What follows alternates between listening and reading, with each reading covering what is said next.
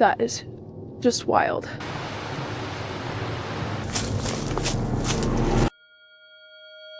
Going into the woods alone at night can be downright terrifying. But what if you stumble upon something or someone you'd rather not face? Tonight, we're uncovering 6 of the most spine-chilling encounters ever caught on camera. These stories will have you thinking twice before ever setting foot in the woods alone again. Let's jump straight into the first unsettling encounter. The first video tonight comes from Bella Clark, a US-based outdoor adventure and lifestyle channel focused on realistic solo hiking, winter camping attempts, and off-the-beaten-path exploration. Known for honest, unfiltered decision-making in challenging conditions and frequent trips with her dog, the channel prioritizes authenticity over staged content. It is December 22nd, 2025, in Virginia, United States. Very bumpy road. More private property. Ooh, big bird. Oh, there's a bald eagle. Yeah, bald eagle. You're definitely not gonna be able to see it on the camera, but I promise there was one. Big puddle. Oh, I don't know if you can see that, but there is a Confederate flag on that tree. Welcome to Virginia. Feels so safe here. Okay, I'm starting to think that the person on the app that I don't trust already was lying.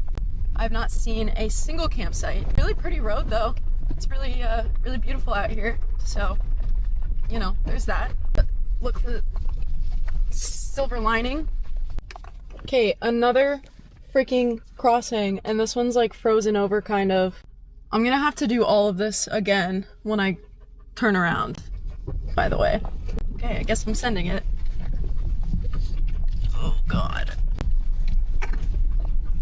Okay. Okay. And a huge mud puddle up here, of course. If I knew for a fact that there were campsites up ahead, I would be having an absolute ball, you know? But just the fact that I don't know where I'm going and I don't know if there are any campsites, it's just like making it, I mean, I'm still having fun, don't get me wrong. It's just like, what if I'm doing this for literally no reason, which it's a very good chance I might be, so. Well, would you believe it? Another little creek crossing. Oh man. This road keeps going for a while though, so I'm hoping it just turns in to dispersed camping areas. A girl can dream, am I right? Another creek crossing, by the way. So, let's knock this out real quick. Bella reaches the trailhead later than expected and begins searching for a primitive campsite before dark. Using an off-road navigation app, she drives along narrow, snowy back roads marked with private property signs. Creek crossings, mud puddles, and rocky paths make progress slow and tense.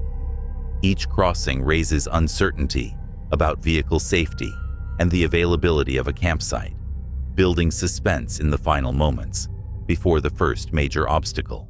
Oh my god. Well, that did not sound good, did it?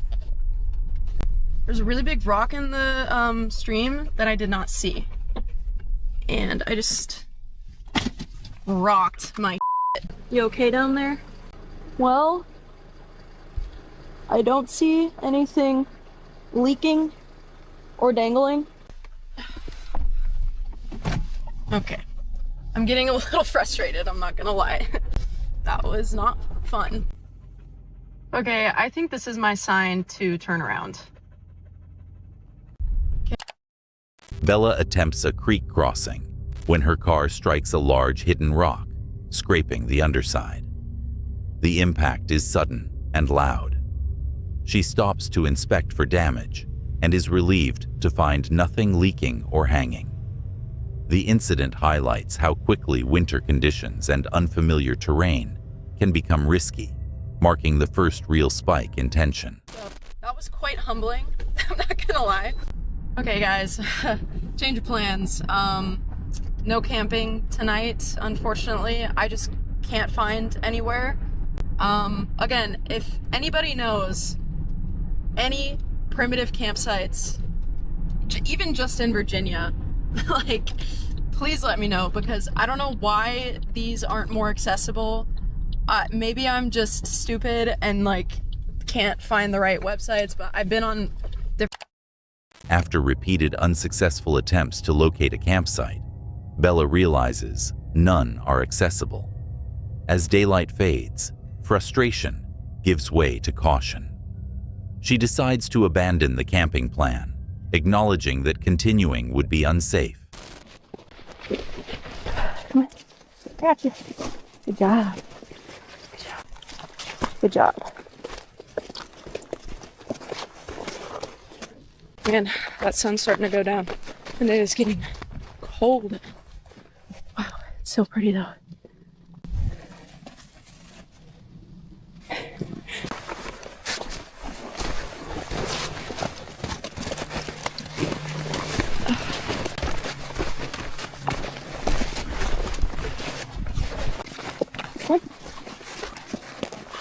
You got it.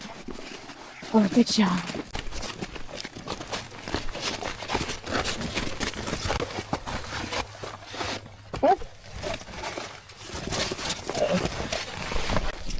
Good job.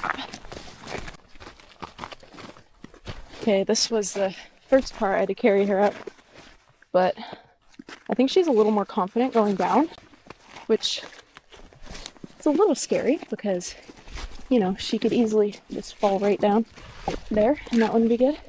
You got it? Let's jump down right here. It's just right here. It's right here. Yeah.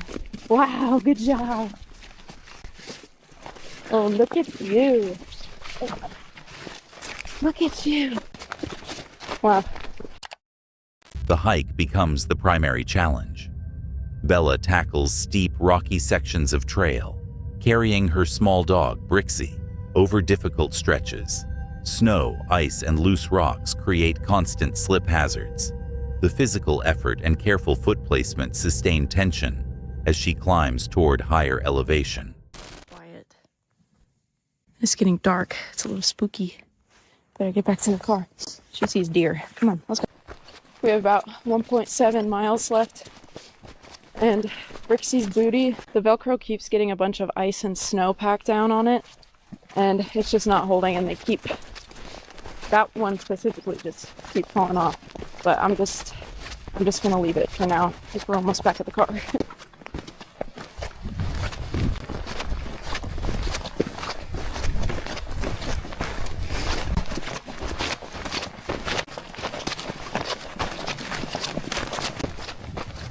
We have less than a mile, but it's kind of getting dark and it's starting to get hard to see where I'm walking. But I'm hoping I won't have to stop and get my headlamp out. Booty's officially off and it is officially dark. Damn, I'm gonna have to bust out the headlamp here. Okay, that's much, much better. As night falls, Bella completes the final 1.7 miles in near total darkness. The quiet, isolated trail and dropping temperatures intensify the atmosphere. Using a headlamp, she navigates safely, underscoring the demands of winter hiking and the importance of preparation. Back in the car, Bella warms up with hot drinks and snacks, reflecting on the experience. She emphasizes a key lesson: confirm campsite access before committing to a winter trip. Despite abandoning the camp, she finds the hike rewarding, appreciating the snowy landscape and wildlife sightings, including deer. The video closes calmly, reinforcing that even when plans change, challenging trips can still deliver adventure, beauty, and a sense of accomplishment. Imagine this: no phone signal, no one around, just the forest, and something moving in the distance. Would you stay the night or sprint back to your car without looking back? The next horrifying video comes from Wildcat Adventures, a UK-based outdoor and travel channel focused on wild camping, bushcraft, foraging, and immersive adventures in remote locations. The channel is known for first-person, real-time experiences, practical outdoor skills, and authentic reactions to both natural and social challenges. It is January 12, 2026 in New Zealand, Hot Water Beach, Coromandel Peninsula, and Marau Village. All right, we're at Hot Water Beach. I don't know how many other people's going to be here. So there's a load of people just getting on the boat there. Oh, it's lush. I wonder how warm this bit is. Oh! The host arrives at Hot Water Beach and immediately notices how busy the area is. Testing the sand reveals intense geothermal heat, with warm water pooling just beneath the surface. The host describes it as like a bath and finds a volcanic stone nearby. Excitement builds as they prepare for a wild swim in one of New Zealand's most unusual, natural environments. It's like a bath. Wow. Oh my God. That's so cool. That's so cool. We're gonna go for a swim. Oh, and I found a nice volcanic stone as well. Apparently this big volcano, this big one up there, erupted about 150 years ago. So, volcanic rock. I've got one from Pompeii, and now I've got one from New Zealand. Right, let's go for a swim in a warm lake. Oh. It's warm. It's a bit cooler there. Does wild swimming get any better than this?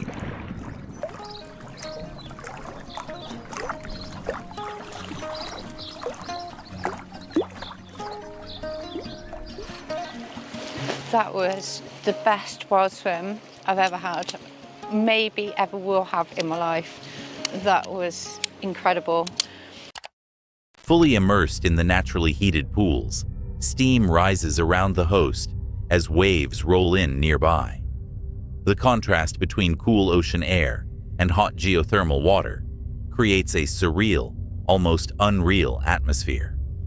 With blue skies overhead, the host repeatedly expresses disbelief, calling it potentially the best wild swim they've ever experienced. So we're moving because these guys have just turned up. Take two. Apparently they booked that campsite a couple of months ago, so I have actually booked this particular spot. So I guess I've only got myself to blame, but still putting in like the whole campsite empty. And they just put themselves right behind me. Literally, you'd be able to hear them snoring and farting, and they had two babies as well. Later at the campsite, the tone shifts. Other campers arrive and pitch their tent directly behind the host's setup. The presence of two babies, loud snoring, and general noise makes the location impractical. To avoid confrontation and salvage the night, the host relocates their tent, highlighting the difficulty of maintaining solitude in popular wild camping areas. I wanted to fix my leaking air mat last night. Semi-effective.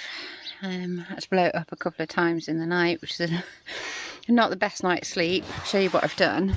So the bit that's leaking is just underneath the valve, and it's sort of coming away from the material a bit. So I've kind of tried to patch it up as best as I can.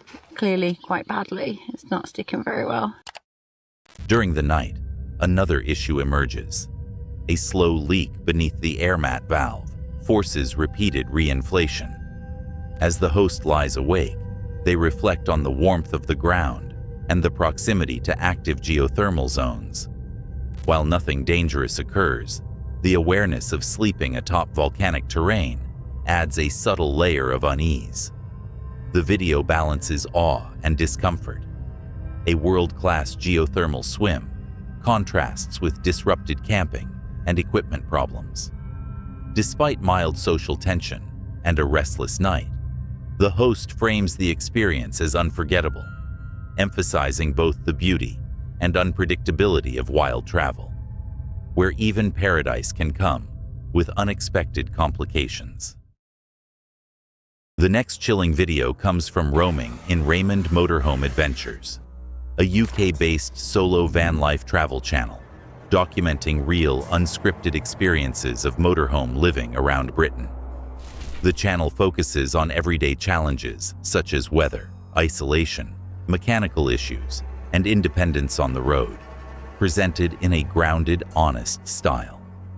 It is June 25th, 2024, in Brading, Isle of Wight, England, United Kingdom. Back in Brodick, because I've got to do that thing online tomorrow. Meeting Stephen to go to the botanical place.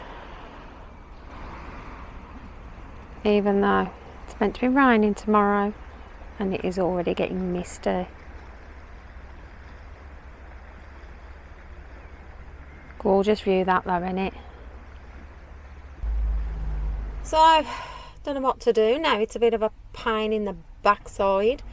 I mean, I came back to Brodick because it was meant to be chucking down, and I thought at least I've got pavement to walk the dog on, and I've just used the last of my milk as well, so I need to go to the shop. But it ain't actually rained, and it's already Wednesday, and I'm leaving Tuesday. Do you know what I mean? And I've got places I want to go to, and it's bank holiday on Monday, which means I want to be as far away from this end of the island as I possibly can be. You know, I've got places I want to go back to that I really liked and to do Nook, and I want to go to new places as well. Well, I'm just going to walk Wolfie for now. Go and walk to the co-op and get myself some milk, and then reassess, I suppose. I mean, I could stay here till tomorrow because at least I can get editing done and get videos uploaded. See if it does piss down or not. It's probably all I can do, really. I mean, I'm meant to be meeting Stephen and going to the botanical place, but I haven't heard of him, and I don't even know what's going on because of the weather. Because you have to sit outside on the beach a bit, which ain't very good if it's chucking down with rain. Well, we've been well and truly rained off now. So that's the end of today. It's supposed to be like this till about 8 o'clock in the morning. And I've got an issue again. My leak is back. This is where I've got to get Carl to do the welding when I get back. I'm just going to have to shove a towel in there for now. But it'll stop me bloody carpet getting wet and rotting and getting mushrooms growing on it. Well, I thought, while I'm rained off, as Stephen calls it, van jail, at least I can get editing done, can't I, Wolfie? Which ain't very exciting for you, is it? Anyway, I thought I'd do an update on how I am on my own. So I've done now, I left on the Sunday, so I've done Sunday, Monday, Tuesday, Wednesday, Thursday, Friday, Saturday, Sunday, Monday. The creator is based in Brading while traveling solo in her motorhome. Poor weather disrupts plans to explore and meet a friend, leaving her mostly confined to the van. Mist and rain roll in, and she weighs whether to stay or move on. As night falls, she takes her dog out late, noting how quiet and empty the streets feel. Although she's generally comfortable alone, the darkness and lack of people create a subtle unease. A bit weird last night when I took the dog out, because I didn't take him till 11:30, and then because it's like the middle of the week, there was nobody around, and that felt a little bit creepy. And I'm not a fan of the dark anyway, but at least there's street lights here. But yeah, otherwise I've been alright. While walking the dog around 11:30 p.m., the streets are almost completely deserted. The silence, limited lighting, and emptiness make the moment feel unsettling. I had a leak last night coming in. Somewhere here I kept getting a big massive puddle down there in that ridge. And it's been that bad That and that are absolutely sopping wet. Gotta try and get them dry. I don't know how. I'm just going to shove them in the basket. I ended up having to move last night. I mean, not very far. But because where I was open to the elements, and it was 45-mile-an-hour winds all night, and it was blowing on that side of the van, and I think that was just making it, forcing the rain in to wherever the tiny gap is and leaking. So that was about 12:30 last night. I ended up moving because I just thought I'm going to run out of tea towels to try and dry. Overnight, heavy rain forces water into the van through an unseen gap. Puddles form inside, soaking parts of the interior. Towels are used repeatedly to contain the leak, but the water keeps coming, creating ongoing stress. So I've got a towel shoved down there for the leak what started yesterday. I've got a towel shoved down there. I'm trying to keep me and the dog dry. Strong winds, estimated around 45 miles per hour, batter the side of the van. The wind appears to drive rain further inside, worsening the leak and leaving the van exposed. I went to put my seatbelt on and the whole stem just came off in my hand. Because for some reason the bolt, well, it's not the bolt, it's the nut, had completely come off and I hadn't realised. So as I went to put the seatbelt on, the stalk bit with the clip thing on the end. With towels running out and water still entering, she decides to move the van late at night to find shelter. The choice is driven by necessity rather than comfort. Because my batteries have been that low, they're going below 12, and then it's done so the compressor fridge cuts out so it doesn't. While preparing to drive, the seatbelt stem comes off completely in her hand. The fault raises immediate safety concerns, especially the realization that it could have failed while driving or braking. Battery levels drop below safe limits, causing the fridge to shut off automatically. The interior becomes cold, adding to the physical discomfort after an already difficult night. After a night marked by heavy rain, strong winds, interior leaks, and unexpected mechanical problems, the creator reflects on the realities of solo van life. What begins as a quiet stopover turns into an exhausting test of adaptability and resilience. Despite frustration and fatigue, she remains practical and determined, planning to continue once the weather improves and the immediate issues are resolved. The woods are full of sounds, but it's footsteps that don't belong that truly rattle us. It's not creatures we fear most. It's the sudden, silent presence of another person, just watching.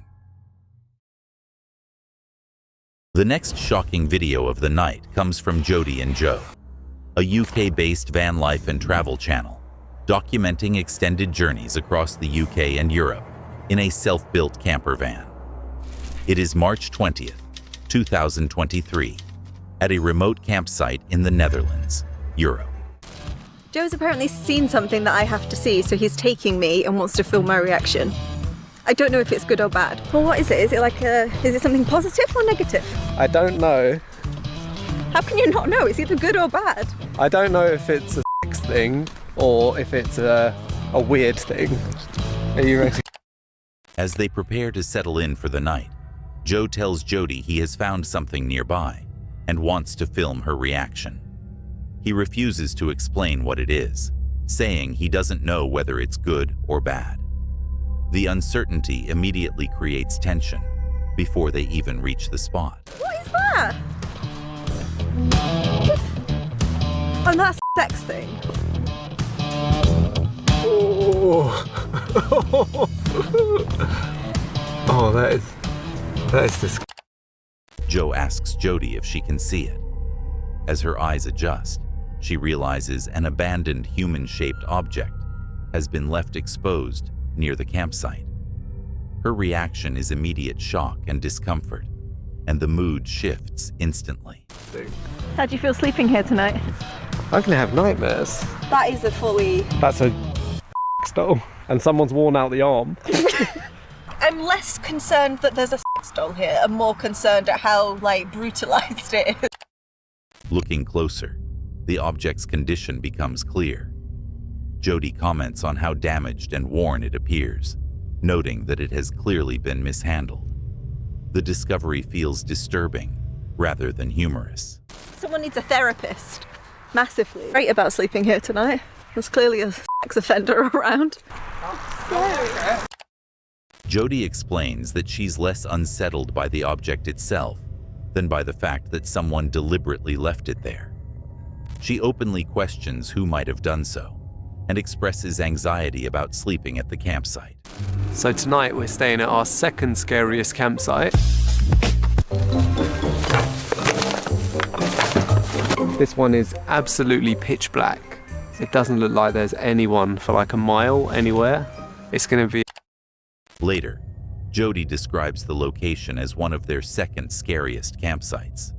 It's pitch black, extremely isolated, and the earlier discovery lingers in her mind, making the solitude feel far more unsettling. So I just got stopped by a lovely couple over there, gave me a quick interrogation. He did say we're not actually allowed to park over there, and he said we should be all right to stay for the night. And then he told me he's a policeman.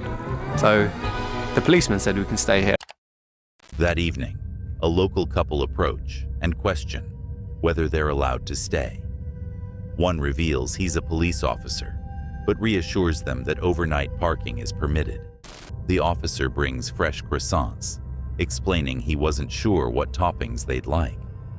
The unexpected kindness replaces the fear from the night before, and the couple continue their journey through Europe. Some threats are obvious. Others drift silently through the dark, unnoticed until it's far too late. It's those shadowy, unseen forces that haunt us long after the sun comes up. The next video comes from City Boy, a creator known for sharing immersive solo experiences, including winter camping and survival in remote forests.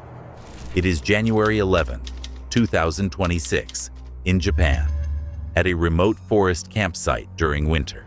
Before turning in for the night, the camper leaves the car to walk to a distant toilet. The forest is almost completely silent, broken only by faint ambient sounds, a nearby river, the occasional rustle of wildlife. Darkness presses in from all sides. Each step crunches on leaves and twigs, shadows shifting between the trees. The isolation and stillness slowly build tension as they move deeper into the darkness.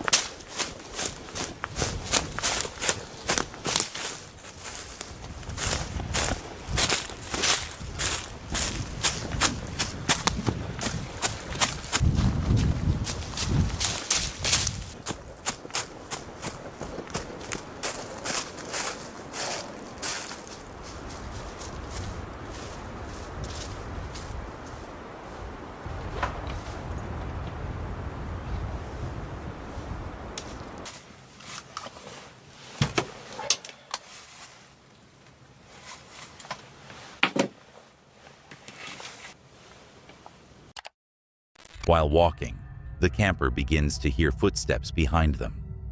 At first, they try to dismiss it as imagination or natural movement in the forest, but the sounds continue, steady, deliberate, and closing the distance. Panic sets in as their sense of direction briefly falters. Rather than turning around, the camper quickens their pace, focusing only on getting back.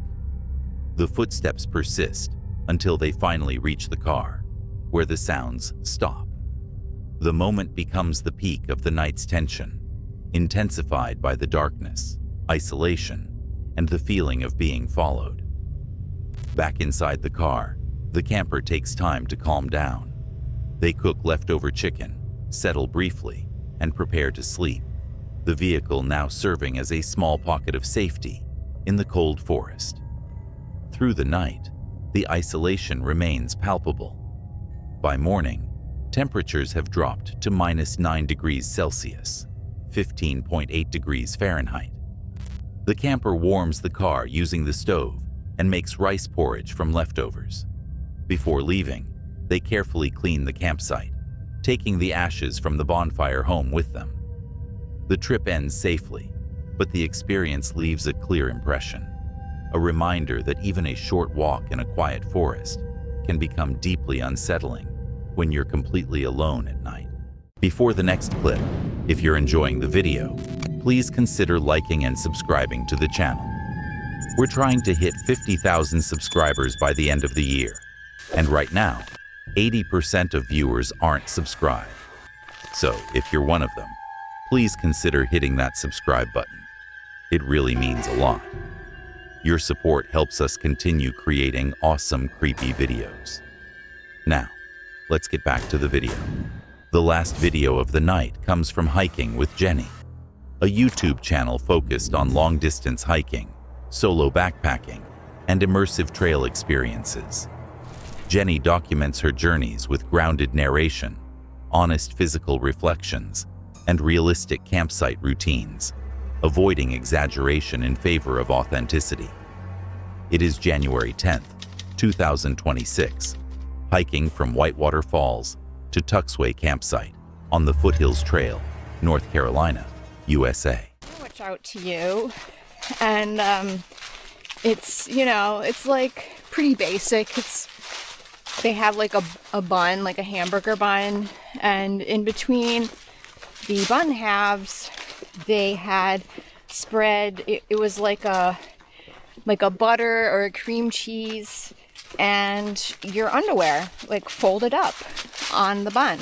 I imagine you're supposed to remove the underwear and it's supposed to just be more like a hint of flavor. And it's kind of more just like a trendy thing. That's like, oh, this is like the new fad thing to order. So yeah, I would call that a weird dream. I didn't get to the point where you actually eat the sandwich. It was just sort of like served. Somebody else at my table also got one with their own underwear. So I was not the only one to order this.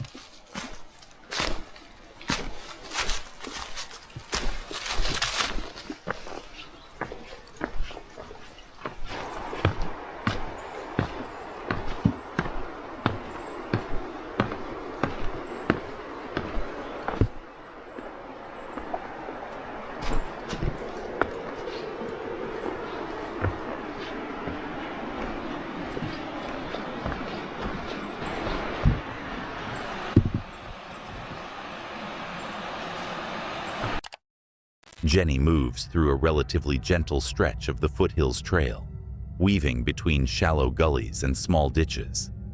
The morning has been calm and cruisy, with only minor elevation changes and a single hurricane blowdown that requires careful footing. She stops briefly at Bear Paw Creek to refuel and reflects on strange dreams from the previous night.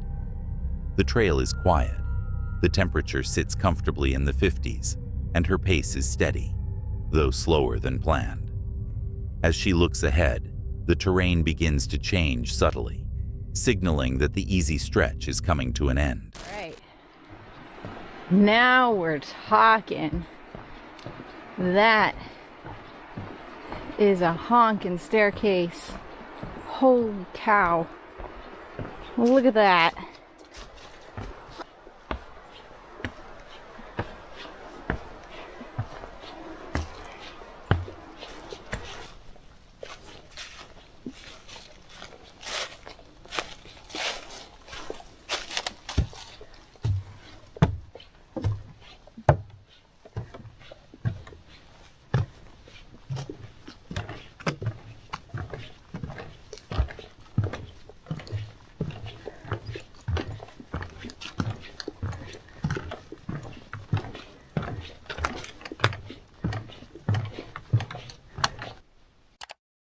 After several miles, Jenny reaches a massive staircase carved into the trail. The steepness and length immediately feel daunting on tired legs. She ascends carefully, pacing herself and taking deliberate steps, fully aware that this section demands patience and endurance rather than speed. Oh, scary bridge. Oh.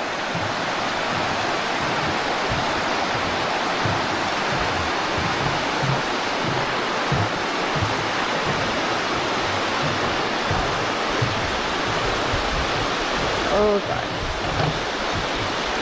Oh, wow.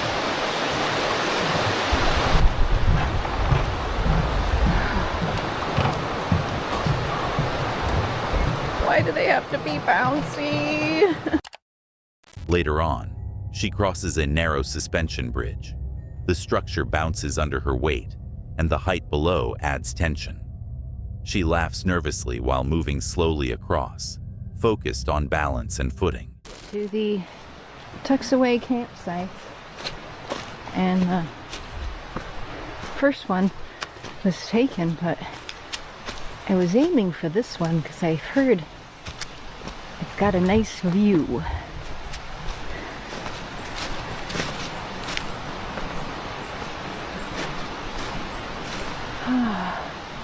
Picnic table. It looks like some good trees for hanging. This looks great. This will be home for tonight. Alright, here's my hammock set up. Got my tarp up because it is supposed to rain tonight. It's actually already kind of drizzling. And I don't have to make dinner tonight, so I'm basically just gonna do the rest of my chores and hop in there because I am beat. Alright, I'm in my hammock for the night. It feels so good to lay down. Oh my goodness. Oh, my feet were so sore. Got my food hung and got the rest of my chores done. I have 27 miles left of the trail, so the next couple days shouldn't be as bad mileage-wise, but it does look like there's going to be additional elevation gain. And I've positioned myself right before a particularly challenging part of the trail, which I figure I'll get done tomorrow morning when I'm fresh. Yeah, I probably am going to sleep early tonight because I'm just so tired, and it's really peaceful with the water. There is a big group of people that showed up after I had set up. They're kind of loud. Hopefully they'll go to sleep and not be up all night laughing. Anyways, this is the end of day 2. Thank you for watching. Happy trails. Jenny arrives at Tuxway campsite just as a light drizzle begins.